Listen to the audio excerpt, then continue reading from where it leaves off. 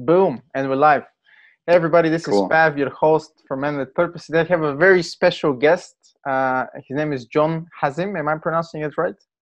Hazim. Hazim. Okay, he's the founder of Medicine Heart. This is a community rather dedicated to helping men who feel disconnected and dissatisfied with life and are willing to reconnect to their purpose and step into their power.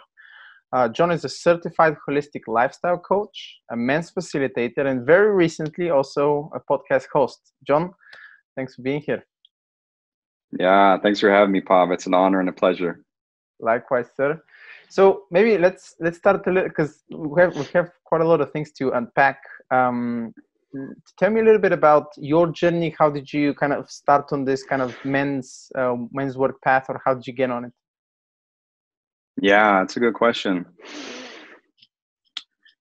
I appreciate you starting there. It's quite a tale for me, but I'll try to keep it concise. Really, a lot of this stuff, getting started on this path, started for me in my early 20s.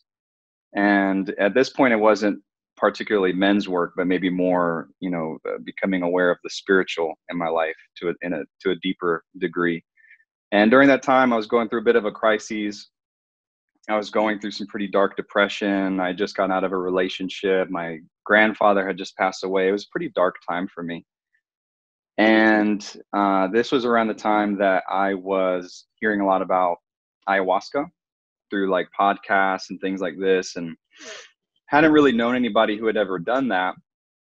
But just over time, I was really suffering, and really searching for my purpose, I think was a key. I don't think I really understood that at the beginning, but as I went down that road, I realized like I was just so desperate to understand more about like, what am I doing here? What am I doing with my life? Because up to that point, I wasn't really consciously living. I wasn't really creating my life, you could say.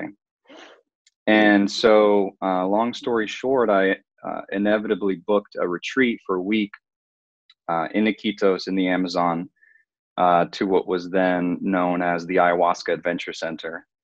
And that was 4 ceremonies of ayahuasca, 1 ceremony of combo, deep in the Amazon. And it changed my life, had a number of very, very powerful experiences with the ayahuasca that really opened up my awareness to my childhood traumas, the traumas of not having my father in my life, just like this deeper awareness, this deeper connection to like my ancestors in a way. Ayahuasca and these kinds of journeys can get quite deep, and just bring things to your attention that are unexpected.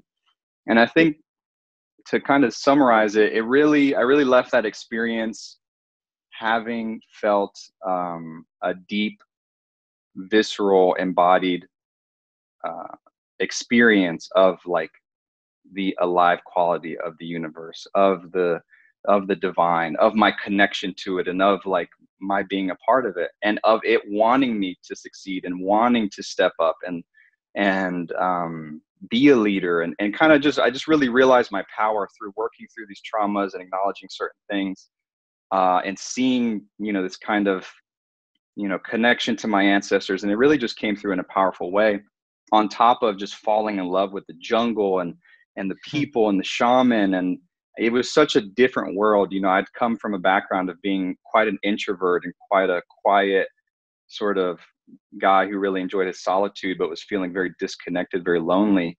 And then I was just like going on this adventure suddenly. And I left that week knowing for sure that I would be soon living there, that I would soon be working with ayahuasca. Wow. And it wasn't that anybody told me that, it was that I knew that inherently from the experiences that I had. And sure enough, a couple months later, I sold my car, I left my apartment, I left my job, I got a backpack on. At that point, my Spanish wasn't even very good. I had no job opportunities, and I got a one-way ticket to Iquitos. And, over the course of a year and a half or so, I made the connections, I made friendships, I volunteered at places, and eventually, I started facilitating ayahuasca ceremonies. And so that was, I feel like that's a good point of entry to my journey, because plant medicine facilitating those journeys and my time living in Peru, and traveling with my partner, Sylvia, kind of falling in love during that time, during those journeys, that was a big part of my coming into my manhood, my adulthood, and my spiritual awareness of my life. And fast forward, you know, to becoming a father, to then facilitating in Costa Rica at Soltara. It was in transitioning out of living at Soltara with my partner and my son, where we helped facilitate the first few months of ceremonies there as they opened, where, you know, I was really just, we were intending to live in Costa Rica for a number of years. You know, when we left life in the US, we're like, okay, bye everybody. We're going to go live in Costa Rica and live this dream.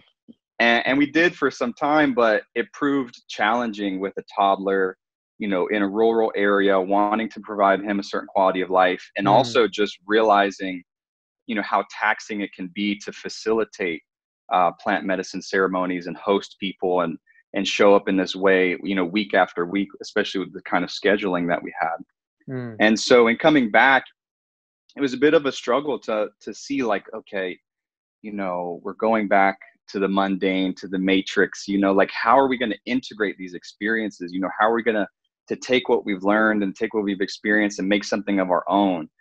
Because we knew that was a part of our journey and what we needed to do. And it was a bit of a struggle, but a friend of mine, where it really first entered my mind, this men's work, a buddy of mine who, a good dear friend, actually, his name is Sean Side. He was a facilitator at Soltara. And he did some like channeling. He worked with a channeler and did some kind of work. And they had mentioned to him that he should look into the Mankind Project. And I had never heard of the Mankind Project, never heard of men's work, had been really quite involved in spiritual communities and yoga and different things, but never heard of men's work really. And that really piqued my interest. Then I started looking into the Mankind Project, into the men's work, and I was like, whoa, I had no idea this even existed. And yet, growing up without a father, realizing along the way that a lot of the work I was doing was around this kind of father wound and not having a masculine role model in my life, and really trying to step into my masculine power as it relates to, you know, living out your purpose and these kinds of things. And, you know, eventually I would go on to go to a Mankind Project. They do like a warrior weekend, as they call it, which is like their initiatory experience. And just started to study, and then really Medicine Heart just came through me. It just, over reflecting about it and meditating upon it, it was like this Medicine Heart idea, this brand came through. And at first, you know, it was just like men's circles and smaller things. And eventually we did a men's retreat, which was quite beautiful, where we offered combo and ice baths and, you know, put it within the container of like a hero's journey. And, you know, it continues to this day now doing this podcast. But that, in a nutshell, is how I arrived to doing, you know, the men's work more specifically. Wow, what a beautiful story. I could relate to some of the things, specifically about ayahuasca and the kind of the initiation, that it really showed me a whole different perspective on things. You know, it's very different. People sometimes ask, why would you even consider doing ayahuasca? Don't you know these kind of things already? You know, but there's a totally different thing once you experience something, right? One thing is understanding it on a kind of on linguistic mental level, but really once you dive in, you really experience with all of your senses. It's a totally different thing. I gotta say, listening to you, you have a very kind of meditative aura about you. And this with ayahuasca and the Medicine Heart, it just really, there's a certain click to it. You probably hear this a lot, but I just had to mention it here. I appreciate that reflection. I definitely, you know, I think in a lot of ways, I came to the world of ayahuasca really not having a ton of, you know, background experience or qualification. But a lot of people reflected that to me, was this, you know, this kind of sensitive, calming, kind of grounded presence that I think I just cultivated. I think it's just kind of a little bit natural for me. And so as a facilitator, you know, when you're going into one of the most powerful psychedelic experiences where you're going to surrender whether you like it or not, you know, There's no the options. people Yeah. that, yeah, the people that you want around, you know, are grounded, calming, you know, instilling a confidence that you're safe, Mm. and that the people are capable, but that it's also just like very calming. Like you just want your nervous system to be relaxed, yet, Mm-hmm. you know, again, confident. And so I think that's something that I brought to the table inherently, but then I also developed Mm. readily, you know, having to show up to those ceremonies night after night and deal with sometimes Mm-hmm. some really just crazy situations. Mm. And so I think it was, yeah, I think I appreciate that acknowledgement. I think there's truth Mm. to it for sure. It really does come across, even though we're kind of having this interview for the first time. We haven't really spoken before about, you know, to each other. Yeah, you definitely bringing this aura with you. And I think for people who don't actually know what ayahuasca is, it can be incredibly intense. In fact, before we jump into the whole men's work, maybe can you give a short summary, even though it's quite difficult to to do that, but like a couple of sentences. But what is ayahuasca, and why would someone really want to consider it? Yeah, it's a great question. Well, ayahuasca is a psychedelic brew, known to many cultures of South America and now other places, but it originated really in the Amazon. And it can be mixed in different ways, but traditionally, in the context and in the cultures traditions that I worked with it within, you know, it's typically ayahuasca vine and chacruna, Mm. sometimes wambisa. It's these two like components. They cook it together over hours, and that is like the brew itself. Then there's the ceremony, which is held by a shaman or a curandero, maybe more appropriately. And these are like the medicine people of the Amazon. I worked within, again, the Shipibo tradition and lineages. And so typically it's performed at night within a maloka or a ceremonial structure. Um, you know, you come into a space like that, the healers invite you to come take a drink of this ayahuasca. You drink about a you know, small glass or a Mm. shot glass of it. They also drink it. You know, everyone goes back to their space, and the lights are off. You know, we only use candles, but then the candles are blown out. And through the just the power of the medicine itself, which in my opinion has very much a spirit to it and is very much intelligent and is alive, really, through its inherent properties and its power, and then the healers themselves who sing these icaros, sing these songs, and work through the vibration of their songs and the intention to uh, sort of, you know, essentially operate upon the people Mm. who are in the space, work with the energies that are in the space. Um, it provokes a very deep, very powerful experience for people. And different people have different experiences. Sometimes they're incredibly visual and visionary. Sometimes they go on these incredible journeys where they're, you know, they leave their body and they go experience whatever they experience. Sometimes it's very visceral in the body, where it's more just on the physical level and they feel like the energy is just moving and shifting.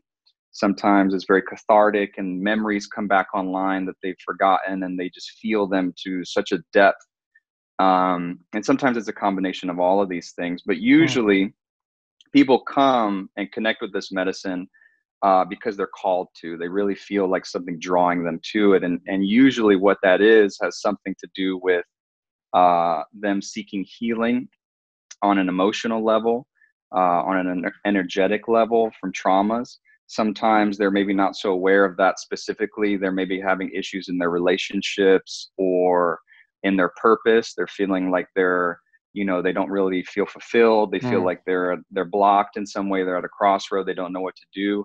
And so then they come, you know, hoping that ayahuasca can help with that. And often it does.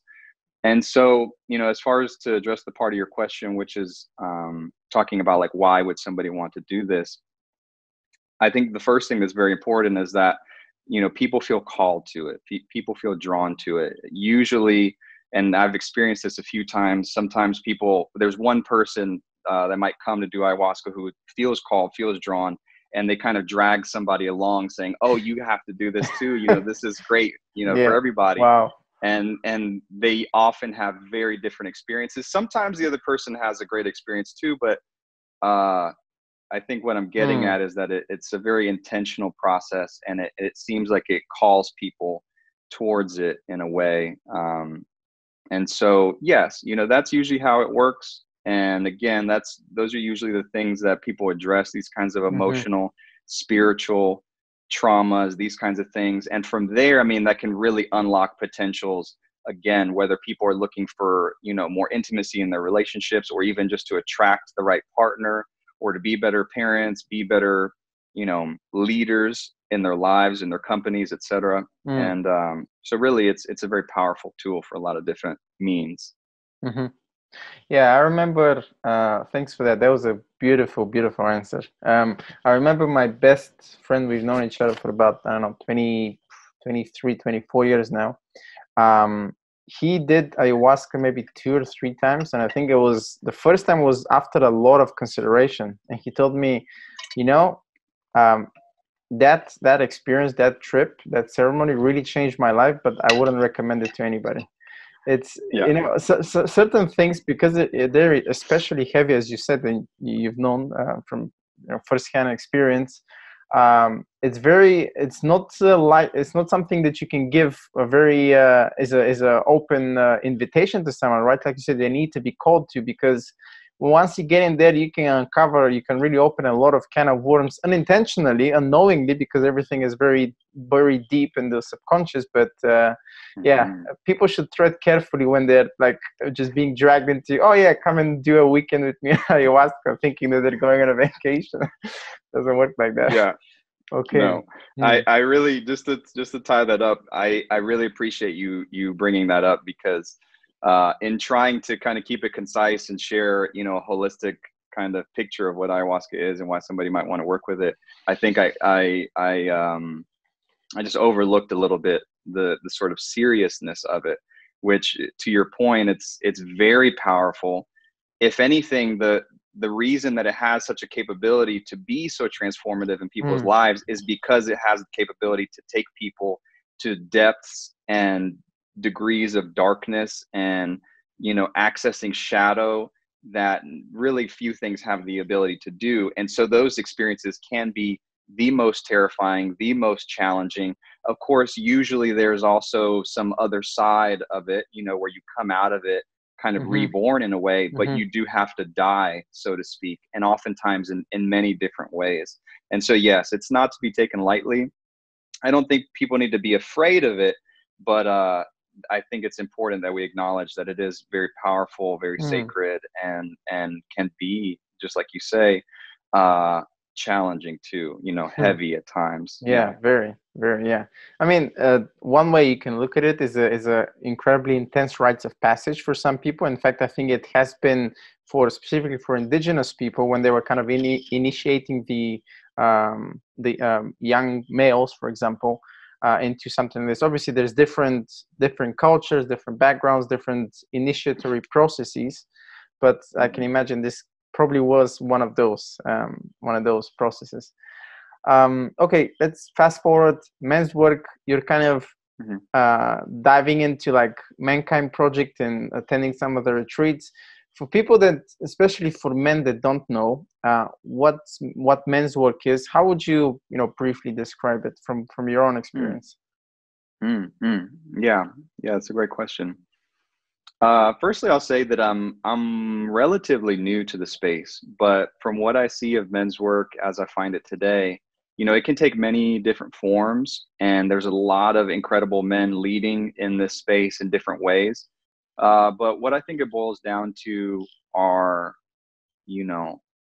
containers being created, structures being created, where men can come together with other men, usually around the purposes of, speaking their truth, opening their heart, taking accountability, living with greater integrity, learning to listen more deeply, and also learning to come into relationship with men who are often strangers at first, because we have so much cultural, baggage, and there's so much posturing in the world and all this kind of stuff when maybe we meet a man sort of in a random encounter. And so, men's work is this really beautiful,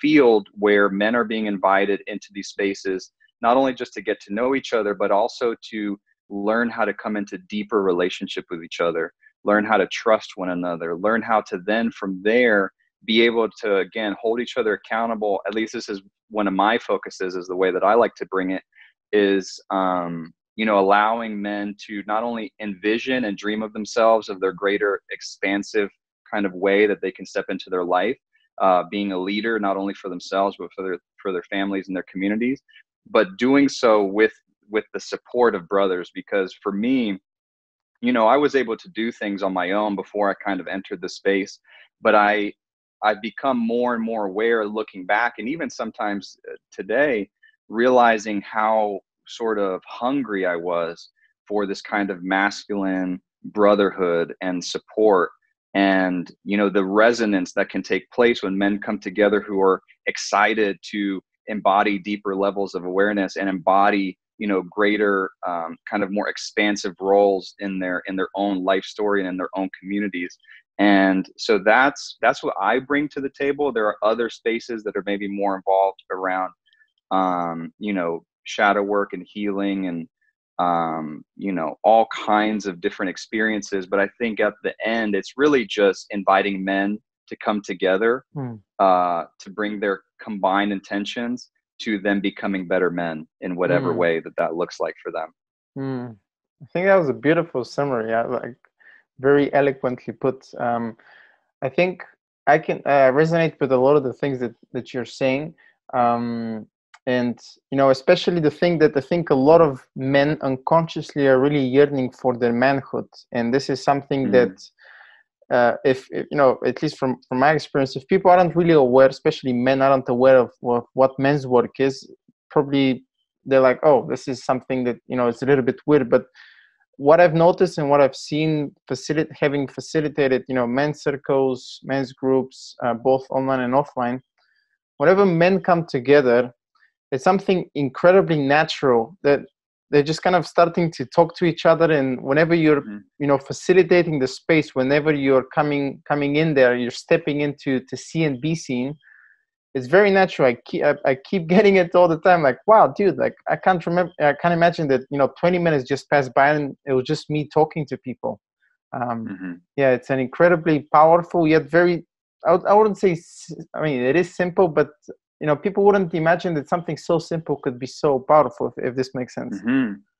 It does make sense. And that resonates with me a lot for sure. I think, like you say, it's like natural, a lot of the medicine that I bring and a lot of the things that I'm passionate about, I feel in a way are just kind of remembering the beautiful ways, the effective ways that our ancestors lived. And so I often like to think that, in a community, in a tribe, in a village, the men, not all of them, and there's different roles and different things, but generally the men of a community, if there was less than 100 guys, they would come to know each other so intimately. They would hunt together, they would do things together, they would share, the births of their children, like all these kinds of things.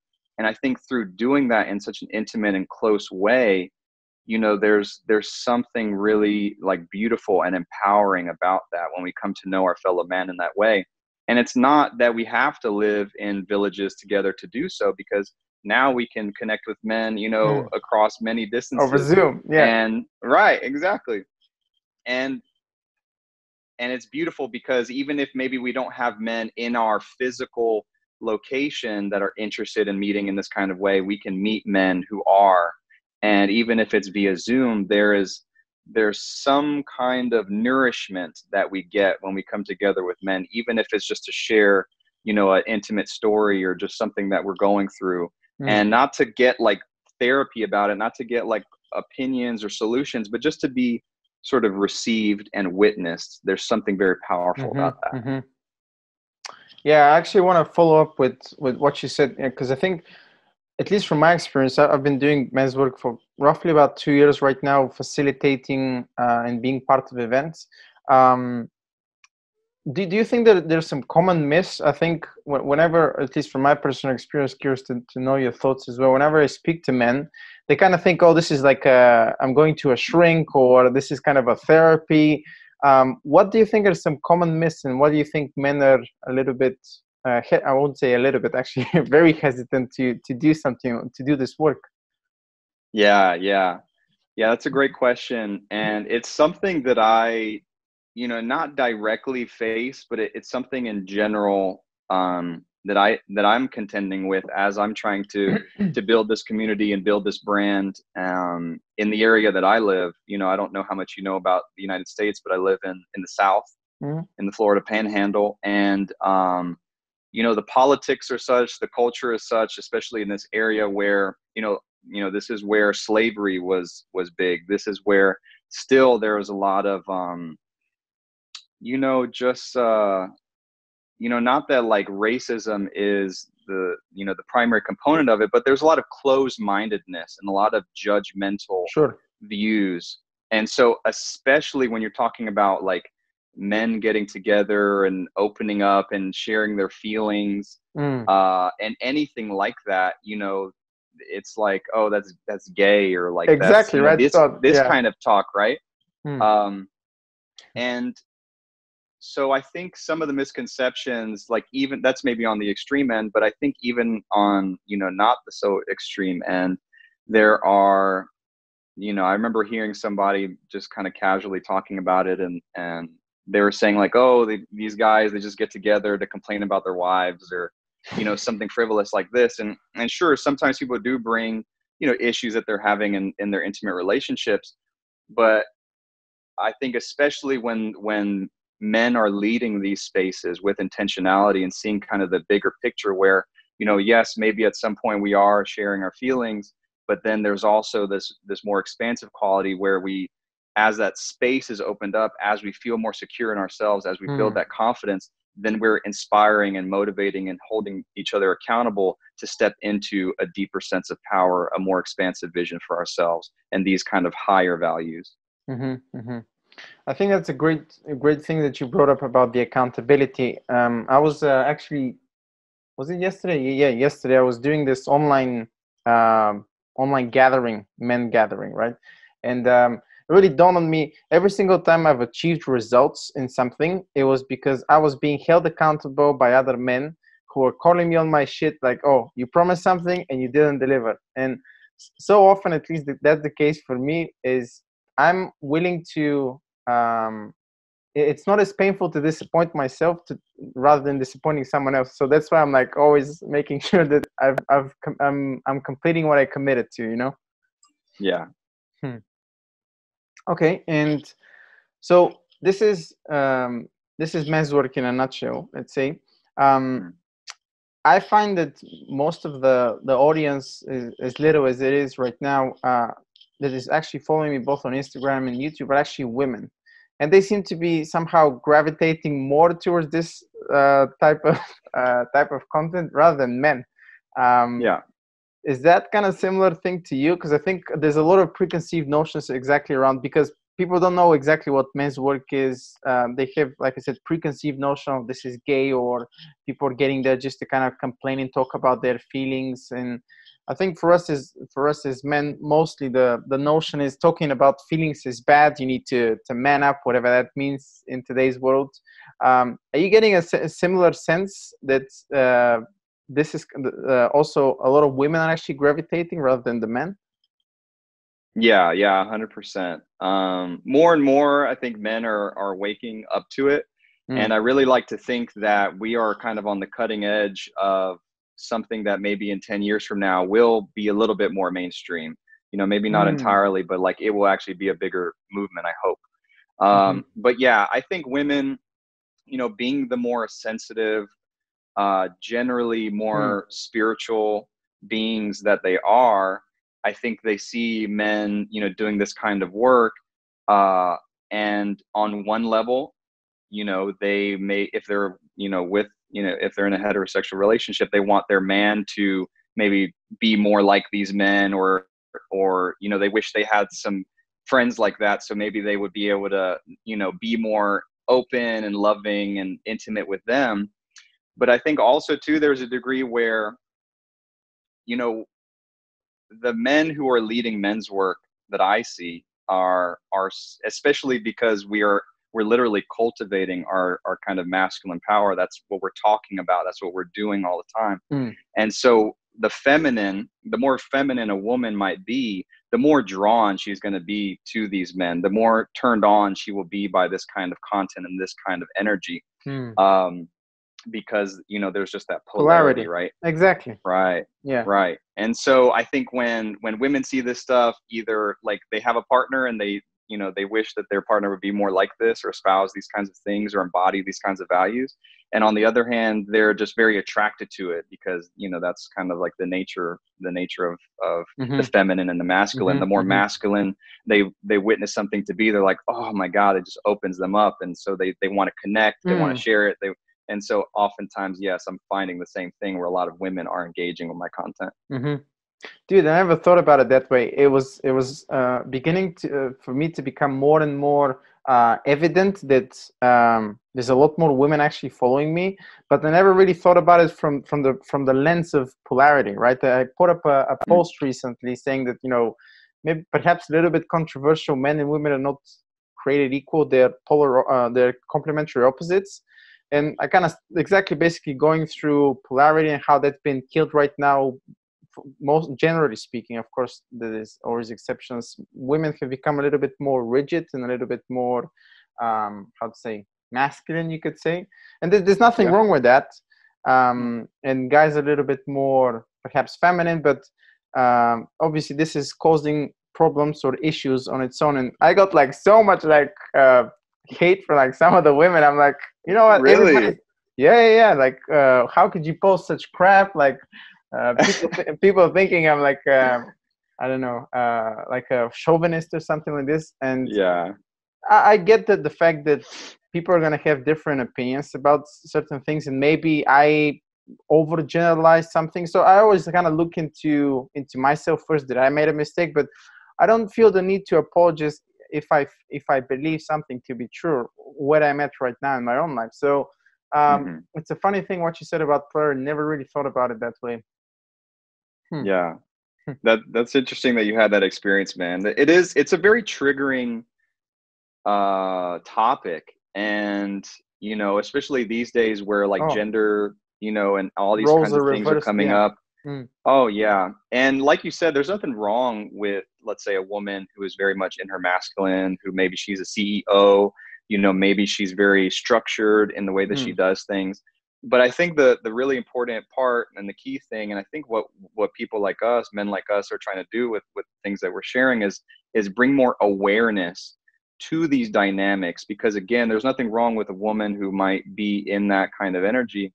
But a lot of times women are in that kind of energy, and then they wonder, why their partner, whether it's man or woman, is behaving in a certain way, not realizing, not having much awareness around these dynamics and how it's the polarity, and being aware and knowing how to shift into our feminine and our masculine, that then we can, manifest the kinds of experiences and relationships and intimacy that we really desire.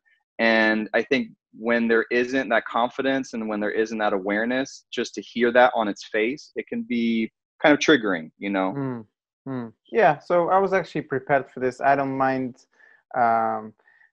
What's the saying? Raffles and feathers. But I don't do it intentionally. But it just so kind of everything that you do has a ripple effect. I'm a firm believer in that. So sure, some people might get offended. Some people might resonate with that. Some people might totally disagree, and that's okay. It's the only, I want to say, bad thing is just the fact that everything has been so polarized right now. You say something and then everybody's yeah, you're right, and I'm wrong, or vice versa, and you're just like, wow, what's happening with us actually coming together? I started seeing someone right now more and more seriously in an intimate relationship, and we disagree on a lot of things, but we're able to sit down and go through those disagreements and, okay, I'm actually hearing your perspective, and I acknowledge it, I respect it, I might disagree with it, but those are two different things, right? We can still see things on 180 degrees, differently, and still be okay to kind of come together and have a lot of common things as well. So I think, Yeah, yeah, we yeah, need a little bit more of that in today's society. yeah. I couldn't agree more. Let me ask you a question. If someone is kind of listening to, to these two dudes, oh, John and Pav, talking about men's work, I'm not really into that. What would your advice be to them? Because I find oftentimes the men who need it the most are very negative towards, even a slight hints or even planting a seed for hey, why don't you come and just attend an open men's circle, right? Yeah, What would your advice be to a man like that? yeah. I mean, the first thing that comes up for me is this idea of like, it's not for everyone. Hmm. And, similar to our discussion earlier about ayahuasca, it's super powerful. It can transform people's lives. And yet it is not for everyone, for sure. I know that without a doubt. Similarly, I don't think men's work is for everyone. It might be appropriate during a certain chapter of your life. It might be inappropriate another. And so like, if it doesn't resonate with somebody, they probably don't have any business with it. One thing that I will say to your point is that, especially in spiritual communities that I've been a part of, where there are, men who, are more sensitive and a little bit more feminine. And, that's something that's a big part of their value system is becoming, deepening their awareness and this kind of thing. Sometimes I see those kinds of men struggling to enact themselves in the world, like really make something, create something, manifest the life that they desire, manifest the relationships that they desire, just live in a powerful way. And I think sometimes, men in these kinds of communities with these kinds of dispositions, they kind of struggle in living out their purpose, in creating the structures that they need to have the energy and the awareness to, A, know what they need to do internally, their shadow work, B, envision and figure out what their dream is, and then C, actually enact that and have the support systems to do so. And so, I wanted to bring that up because I think sometimes maybe there's men who are like meditators and yogis and stuff, and they're like, oh, men's work, that's not high vibe, like whatever. Krishna didn't do men's work or whatever, like whatever somebody might say. But at the same time, some of those same people often struggle with these things that I just mentioned. And why might that be? Because there's really no masculine essence in them, being enacted, being, brought to life. And those are the very same energies that help us create, manifest, live purpose, dream, and envision. And so, again, it's not for everybody. I wouldn't drag anybody to a men's circle. But if you're struggling and you find yourself kind of critiquing or looking at people doing men's work, like, making judgments about it, I would reflect on that, and say, what is it about it that you think is so this or that? Because you might find something out about yourself. You might actually discover that there's something that you kind of need there. I find that every single time that someone is actually judgmental about something, let's say men's work, or just imposing some kind of a how to say, an opinion, and it's critical. Oftentimes I think it's just a projection, not to get into too deep into shadow work and all these kind of things, but it's really projecting a inner quality that maybe they're despising or neglecting or actually not putting some attention on. But there's a little bit high level stuff, right? Like you said, I'm a slightly coming from a different angle and maybe of a different opinion, just because it's been so natural, right? Before not to get into too much history, but before the Industrial Revolution, right, boys and men worked together, right? Fathers were kind of in there giving the examples to young boys for them to kind of look up to. And ever since that, We have the multi-option women where they can either raise children or have a career or do a little bit of both. Men, usually the thing that gives them purpose is being the breadwinner and then going to wars. Obviously, civilization right now, there's not so much wars. Now, like someone else is a breadwinner as well, and they get super confused. So I really believe, and again, maybe it's just me a little bit naively, idealistically looking at the world. I think, yeah, men need a group of men to really come together and be able to, like I said, see and be seen, and hear and be heard. Yeah. So yeah, I'm still going through kind of my still willing to reconsider my thoughts and opinions about this. But I think this is what I'm at the moment. I think, of course, you cannot impose certain things to people because that just has a negative effect on it. Like, oh, you should definitely come. But like you said, I think same thing with ayahuasca. It's, if you do get a calling for something like this, then it's probably right for you. And if it isn't, maybe you aren't on the journey yet. It's okay. Yeah. Okay. And what do you think about the state of masculinity today, or from your perspective? I see a lot of men kind of a little bit struggling, right? People say that our generation, I'm a millennial, I'm like 31 now, but they seem to be kind of struggling a little bit for purpose, and what Jordan Peterson says, take more responsibility, etc., etc. What's your kind of view on that, on even what's happening right now in the world in general? Yeah, I mean, I'm often resistant to make like general blanket statements, but I think it's safe to say that, especially I'm 29, so I'm of the same generation, and I know that I struggled in not having a father in my home, like many men of my generation. Fathers abandoned their families, in not having very many healthy masculine role models to look up to, unless you were like watching sports or something, which even then it's only a component of the whole picture. I think there's been a whole generation of men raised by women, myself included, that same here. Again, kind of missed out on some of the particular nutrients that you might get from having a powerful masculine role model, having powerful masculine mentors, brothers, etc., like you might have in a healthy, again, maybe like a traditional or ancestral community where the men were connected. We watched each other, how we did things. There was, there's something that we get from that.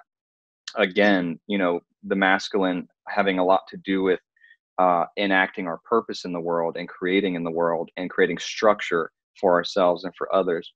And so not only for our generation do I see that lacking, and do I see men struggling, and I think a lot of us are the ones stepping up now as leaders in the men's workspace, but especially as I look to the generation just younger than us, who are have iPads from very young, who are on social media from very young, who look at YouTube video gamers like they are their great heroes. It's like, to an even greater degree, are they looking out into the world and just like observing, it's like there, and everybody too, it's like, this is something that I note as well. Like when I was growing up, like I would ride my bike as far with my gang of friends. I would ride my bike as far as I could go. We would go over here. We would jump in the lake. We'd go fishing. We're all over the place. And there wasn't this sort of like coddling or like worry about what was going to happen, or was somebody going to kidnap or whatever. And so now, valid concerns, of course, but now it's like, we're so inundated with all these messages, all these fear-based messages. It's like now in most communities, the kids are always inside. They're always on technology. They're always comparing themselves. They're always viewing like whatever social media is. And so I think even more so, there is a deep disconnection from themselves, from like a sort of kind of masculine energy, a healthy masculine energy, a disconnection, which I think is tied to this. And it's very much something that I'm passionate about, which is connection to the natural world Mm. and nature, and the way that it has very much a lot to teach us about the masculine and the feminine, and much beyond that too. And so, these are some of my reflections around the masculine as I see it today. Mm-hmm. And, I think, again, like over the next 10 years, we will probably see this work explode. I think because a lot of this younger generation will be coming into adulthood, becoming teenagers, becoming young adults. And I know I struggled terribly trying to figure out who I was and how to become a man, etc. And I didn't have, some of the things that they're having to contending to, all the things that I mentioned. So I think, I'm hopeful. I'm a bit of an optimist, but I see a lot of this younger generation struggling through that process. And it's just going to call more men like you and I to, come, stepping into a greater level of power, and extending ourselves, that we might be the mentors and role models that Mm-hmm. this younger generation needs, in my opinion. Mm-hmm. As I was listening to you, I was kind of, giving a few smirks here and there, just because almost like a identical image. Like I was fortunate to have my dad around, but he was there, but not, he wasn't really present, if you know what I mean. Like and I get Yeah. it. Like he has had, I think he did the best he can with what he had at the time, all the tools available. I'm a firm believer in that. But I didn't feel like I grew up with a masculine role model, right? I've always looked at animation and cartoons and kind of trying to kind of sift through what can I actually grab, or kind of try to aspire to become like, rather Yeah. than that deep connection with the father, which I think is being largely neglected. Again, not to generalize, but this is the the sense that I'm getting whilst I'm diving deeper and deeper into this work. And again, being raised by well-intentioned mothers with lots of love certainly does help to a point, but there is a space, there is a void, which isn't, if it's not being filled properly, one might struggle. Yeah. I like also what you said about and because I'm also an optimist, and I still have faith in humanity, that we're gonna figure out a way. I recently watched The Social Dilemma. Maybe 80% of that I've already known, but Hmm. just I think that the thing that really terrified me is how little by little your people are actually changing your behavior, and this could be used by governments, which I think we're seeing across the globe right now, and corporations. And not to get too like in conspiracy theories or anything like that, but it really could be used to alter people's behaviors. Similar to you, I've also had a childhood where we were kind of in the dirt playing around. We didn't have phones at the time. This was like a luxury. And all of a sudden I see all these like younger kids, boys and girls, with their iPhones, and they're like, what, 12 or 13, and it's just crazy, man. Like, Yeah. so Yeah. I maybe it's going to be a generational thing, right? Yeah. As we step up more into doing this work and really getting into the nitty gritty of it, hopefully that has a ripple effect on the younger generation to look up to something like this, to healthy masculine role models, and be able to take notes. Because I'm a firm believer that especially boys learn by by doing. I think also for probably for women as well, young girls, but Hmm. yeah, boys definitely I think resonate with something like this. Hmm. Yeah. Yeah. 100%. And just something that came up for me that I wanted to be sure to mention, which is like, when we look at, a lot of us men who are involved in this work, we do a lot of work oftentimes with rites of passage, right? Of course, and there are many, times of transition in a man's life, but of course, one of the biggest is as we shift from boyhood to manhood. And when we look at the traditional ways of doing so, how, indigenous peoples would do this, of course, there were many ways of doing it. But, one of the things that was a constant was, the idea that, it was only men who took part in the initiation of boys, because they're the only ones that know what it's like. Mm. They're the only ones that know what it's like to be a man. And so I was reading recently, I forget what book I was reading, but a woman just literally cannot initiate a boy into being a man because she does not know what that is like. She can try, and a lot of women do really, great jobs. And I know I commend my mom for all that she tried to do in helping me through that transition. But certainly my life was utterly lacking any sort of, particular rite of passage to help me understand and energetically actually shift into manhood. It really wasn't, honestly, until I went on my own journey out of desperation to go do ayahuasca that I had any semblance of a rite of passage. And by that time I was a little bit overdue, you could say.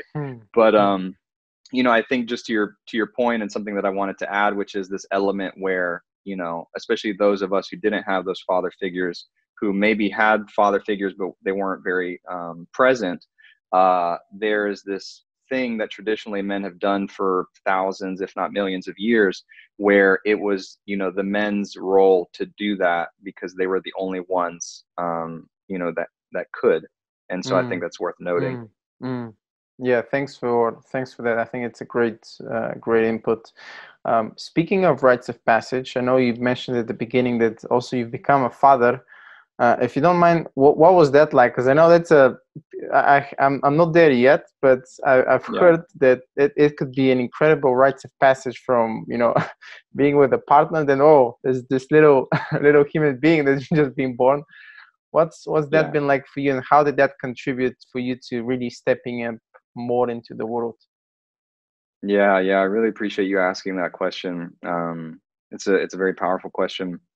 Yeah, having my son was definitely a rite of passage. It was definitely a very powerful experience. I have to admit that I had actually quite a bit of resistance when I found out that my partner was pregnant.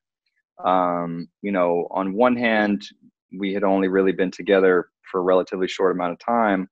On the other, and probably on the larger hand, was, coming from a family where I didn't have my father around. And to be a little bit more open, it was like he basically left my mom right around the time that she was pregnant with me. And soon after that, had another woman pregnant and basically started another family.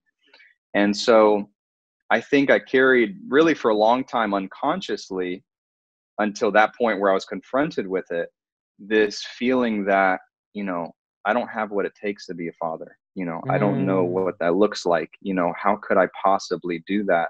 And I think in not really being able to access that deeper nugget, overlaid with that, or kind of, covering that, was this just utter sense of like, like I'm too young, like I'm on this journey living in Peru. I was like living, I was with my partner, but it was such like this adventurous, like kind of free experience. And I was really at that time, like at the pinnacle of my journey there. I was helping manage an incredible center called Amaru Spirit, and teaching yoga. And I was just like really at the height of my time there, of my career there, you could say. And then my partner was like, oh, I'm pregnant. And it was challenging. Wow. It was challenging. It wasn't as much as I would like to say, like, oh, like I was so ready and it was this beautiful thing. Like, it really, if I thought ayahuasca made me like reflect and look deep, like this really brought me into a deep awareness. And I had a lot of processes unfold from that. Working with ayahuasca is really helpful. My partner, being the incredible woman that she is, really kind of helped me through a lot of that. And now, as I've really stepped into my fatherhood, and integrated a lot of these experiences, it is such a powerful part of how I've been able to step into, a leader, as, in the men's work field, so to speak, because it's just taught me so much about myself. It's taught me so much about this relationship with my father, or the lack thereof, the compassion and tenderness that it requires to have a young child, a baby, especially as they grow, from being a baby to a toddler, and the communication and the attention that it requires. And so I think, my son, he'll be 4 in December. He's been one of the greatest teachers of my life, even before he actually, emerged from the womb. So I have to give him a lot of credit and gratitude there, because he's a lovely little boy. And yes, the journey of fatherhood is transformative. I think especially if you are a conscious man to any degree and have the inclination and the desire to be a better man and to be a good father, whatever that might mean for you. It will revolutionize, how you look at things, and especially how you approach, your life and legacy. Hmm. Wow, that's beautiful. Thanks for sharing. Yeah. I was having a conversation recently where I was kind of sharing that I'm going through some traumas that I'm dealing with, that I have been dealing with in my own life. And the conversation kind of went in a direction where I think that the person was saying, really reflecting on what she had heard, is wow, we're really doing work for the generations past and future, right? Because you know similar to me, I think my father had some traumas that I kind of sense he hasn't dealt with, and I feel like I'm kind of taking over and doing that work for him, in a sense, and for ancestors and also the future generations as well.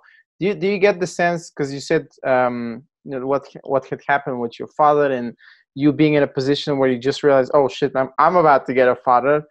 Was there a inner conflict there?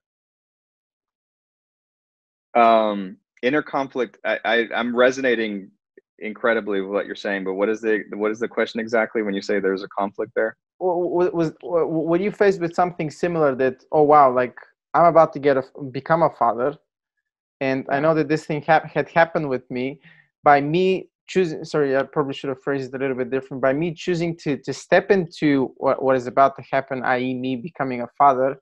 Did you felt you're doing this work also for previous generations, maybe for future generations as well, in sense of healing? Yes. 100%. Hmm. 100%. I'm really glad that you bring that element up, because I think it's really important, and it's maybe one of the more obscure, kind of on the fringe of the conversations that we have. I think more and more it's becoming, more the meat and the mainstream of it. But certainly, like, we are entirely inheriting the emotional traumas and energetic Hmm. experiences of our ancestors, and it's literally inside of our DNA. And it's it's been incredible for me, and it's a great teaching in my life, and I really enjoy sharing about it, because my father wasn't present in my life, and I've reconnected with him since, but we don't have like a very deep relationship. But the thing that I want to share is that even though he wasn't present in my life, I ended up basically like becoming very much like him, even though it was like he was never around, and I had my mom and my grandma, and they didn't necessarily speak very highly of him.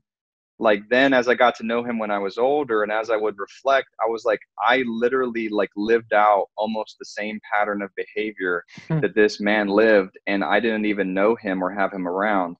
And then of course you think of like, okay, what would lead a man to leave a woman with pregnant with his child after he's had other children with her and has a family with her, and then go have a family with another woman and actually be able to like fucking sleep at night, like that's some pretty dark, deep trauma. And I haven't Hmm. necessarily opened that up with him, and to large degree, I think, like you described with your father, I don't think he's really capable of doing so in this lifetime. I'm hopeful, and I hope for that for him, but I think, like you described, and I've had this deep embodied sense, not just in reflection upon it, but also in plant medicine ceremonies, where I know without a doubt that I'm doing work not only for myself, but also for ancestors and people who came before me, and the things that I've inherited. And so that is very like visceral and very much a part of my understanding and my experience as it relates to becoming a father, and what that Hmm. means for the Hmm. generations that came before me and the generations to come. Hmm. It's a special thing. It's a special thing. I can only imagine. I remember I had one lady. She was my first boss when I went to London. Similar to you, I was in Bulgaria where I was originally born. I dropped out of university and just went to London by myself, won my ticket just to kind of look for a better future. Anyways, fast forward.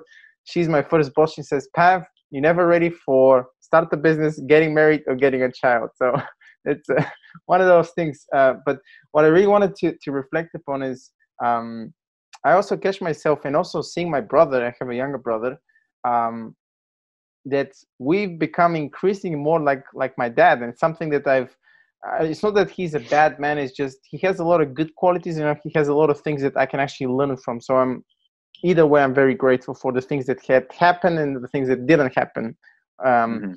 But I was interviewing a guest, his name is Kevin Heelis. He was saying, as the boy is young, he sees his father through his mother's eyes. And I'm not sure if that's unconscious, but I picked up a lot of things that actually my father is still kind of showing and portraying in terms of behavior traits. So yeah, I can resonate with that part, and it's completely unconscious, right? You don't even think about it. Yeah, no, 100%. And just to kind of go along the same line, on the one hand, where I was describing how my father wasn't around, and yet I still, in reflection and after many years and then coming to know him, been like, wow, I could see so many parallels there. On the same hand, I would be remiss if I didn't acknowledge the fact that he also had a lot of incredible qualities and was also super creative and super confident and charismatic, and had a way of drawing people towards him, and just having this kind of bordering on narcissism. There's something there though that allows a man to have enough self-belief that he is capable of stepping far outside of the box, like really pushing himself and what even the culture and the people around him might think is acceptable or possible. And it's really only when you have that kind of level of honestly self-centeredness to some degree that you can do that. And then of course the creativity and the confidence, the charisma. And so I think I just wanted to acknowledge that I think other people influence me as far as that goes. But I think also, like we're describing, I think I've inherited this kind of energetic signature, which has allowed me to also, make art with and turn into gifts these things that maybe, to a less conscious man might have driven him to just being a very self-centered kind of egocentric, closed-minded kind of person. Wow. Yeah, I think over given enough time, you can always see a person's behavior, and you kind of start taking all the lessons, regardless of whether they're, I don't want to use these words positive and negative, but whether they're, contributing towards something, or maybe there was a lack of something that you kind of took and made it a lesson. So yeah, I resonate with that. Yeah. Cool. Thanks for sharing, sir. Let's go into some rapid fire questions. Okay. You ready for this? Yeah. What's your most unpopular opinion, and why?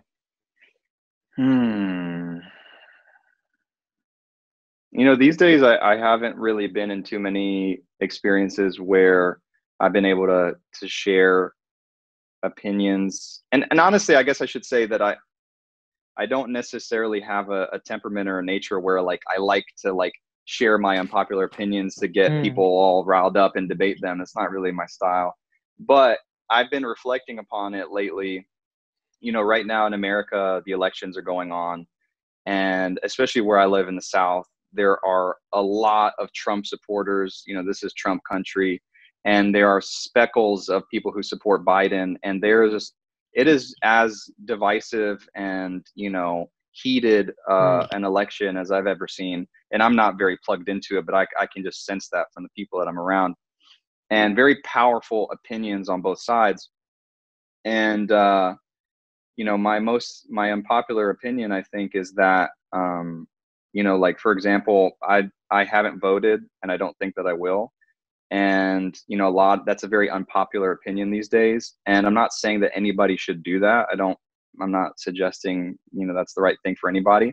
But what I know is that when I look onto the political landscape and I think about voting, when I look at somebody like Donald Trump and somebody like Joe Biden, I am so uninspired by them, and I have such little faith in the system And I have so much belief that the truly better future that we all hope for lies in the kind of deconstruction of the current system, that I really cannot be convinced that going to vote is something that I should do personally.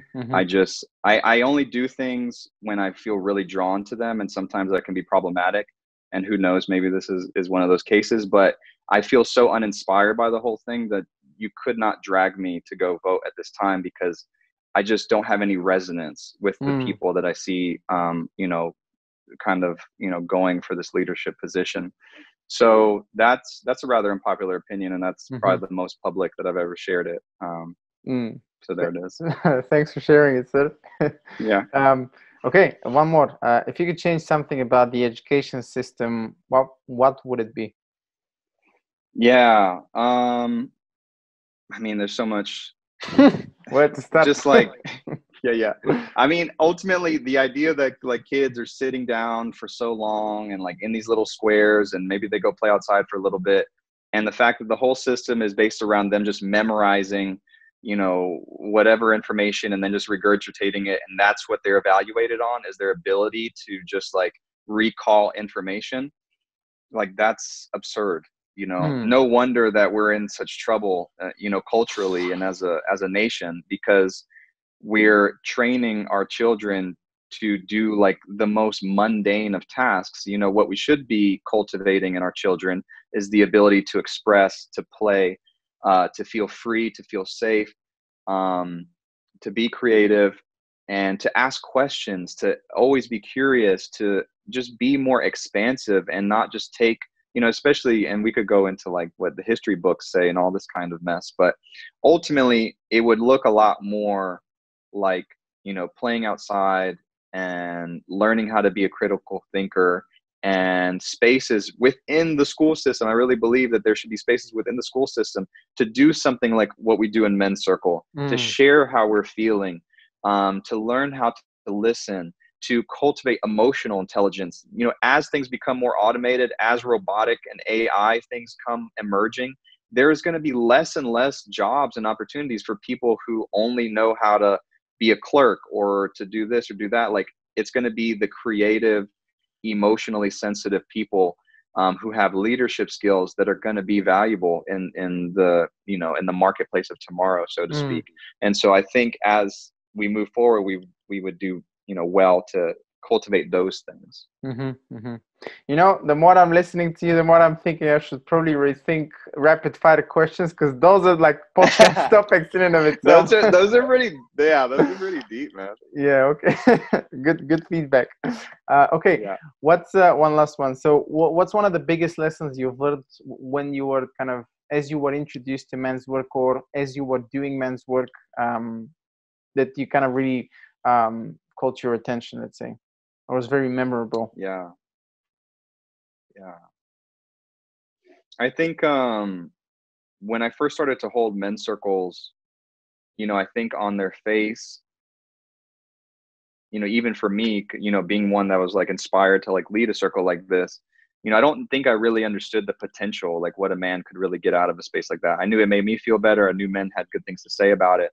But in holding circle after circle, and sort of like not inherently, not directly, but almost on the periphery, realizing like, I'm showing up to the space, I'm really sharing my heart, I'm really being vulnerable.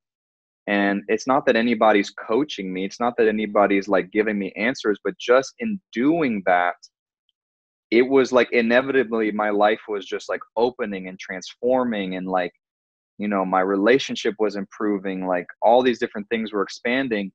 And again, it seemed like sort of basic, sort of simple, kind of rudimentary, and yet just that simple fact of bringing men together and just sharing openly, and of course, being witnessing to other men, there was something so profound about that in and of itself didn't seem like it was so transformative or life-changing, but as it accumulated over time, it sort of, something was happening in my life and in my body that it's hard to say exactly what it was, but it completely changed me. You know, it's one of those things where people really have to experience something like this to really kind of feel the benefits, especially long term, rather than just, Hmm. you know, trying to kind of express it without, you know, linguistically, right? It's a very different Yeah. thing. All Yeah. right, all right. John, if people want to learn a little bit more about you, about Medicine Heart, what is it that you do exactly? Where can they find you? Yeah, so I'm on Facebook as John Hazim. I'm fairly active on Instagram at John underscore Hazim. You can see a lot of my like content there. I'm most active on there. I update that most often. There's also a Facebook page for Medicine Heart. There's a website, medicineheart.co. That's probably going to be getting some more updates here soon now that like COVID is kind of cleared up a bit and we can get a little bit more active and do retreats and stuff. And I just launched the podcast. So there's only one episode out, but it's called the Medicine Heart Podcast.